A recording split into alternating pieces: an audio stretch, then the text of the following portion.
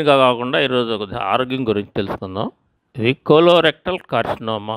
Colon అంటే పెద్ద పేగు, రెక్టమ్ అంటే మూత్రాశయం, అంటే వేటిని స్టోర్ చేసిందనమాట. సో ఇది అబౌవ్ 50 ఇయర్స్ ఉన్న వాళ్ళకి కామన్గా వస్తుంది. ఇమ్యూనిటీ తగ్గటం వల్ల. కొంత వచ్చేసి రెడ్ మీట్ అంటే మటన్ తినేవాళ్ళు రెక్టల్ కార్సినోమా మామూలుగా ఈ మటన్ తిన్నప్పుడు కొద్దిగా అమైన్స్ ఉంటాయి, కొన్ని పాలిసైక్లిక్ అమైన్స్. అవి ఏం చేస్తాయంటే కాన్స్టెంట్ టచ్లో ఉంటుంది పెద్ద పేగుతో ఉండడం వల్ల క్యాన్సర్ డెవలప్ ఉంది. ఎక్కువ మటన్ తినే వాళ్ళు వస్తుంది. ఎందుకంటే మటన్ చాలా కారణాలు ఉంటాయి.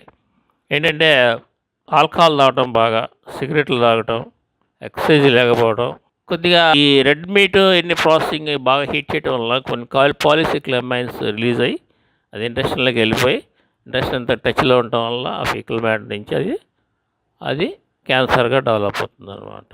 తర్వాత మనం ఏం చేయాలంటే రెగ్యులర్గా ఫ్రూట్స్ తీసుకోవాలి. తర్వాత ఈ 50 ఇయర్స్ తర్వాత ఇమ్యూనిటీ తగ్గుతుంది, దానివల్ల పెరుగుతుంది. కొంతమంది జెనెటికల్గా వాళ్ళకి క్యాన్సర్ జీన్స్ ఉంటాయి, వాళ్ళకు కూడా ఇచ్చే అవకాశం ఎక్కువ ఉంది. ఏం చేయాలంటే స్క్రీనింగ్ చేయించుకోవాలి ముందు. ఎట్లా అంటే 60 ఇయర్స్ వచ్చిన వాళ్ళకి కొలనోస్కోపీ చేయించుకొని, అంటే ఇది ప్రివెంటబుల్ అనమాట. కొలనోస్కోపీ చేయించుకొని ఏమైనా పాలిప్స్ రిమూవ్ చేసుకుంటారు, ఎర్లీ డిటెక్ట్. సో దీనికి ట్యూమర్ మార్కర్స్ కూడా ఉంటాయి. అంటే కార్సినోజెనిక్ ఇది బ్లడ్ టెస్ట్ చేస్తే కొద్దిగా పెరిగితే అప్పుడు కొలానిక్ క్యాన్సర్ ఉన్నట్టు. సో కొలానిక్ క్యాన్సర్ యొక్క ఈ ఏంటంటే సిమ్టమ్స్, ఇది మోషన్ ద్వారా బ్లడ్ కావటం, కడుపులో నొప్పి రావటం, ఇర్రెగ్యులర్గా మోషన్ అవ్వటం, ఇలా ఉంటుందన్నమాట.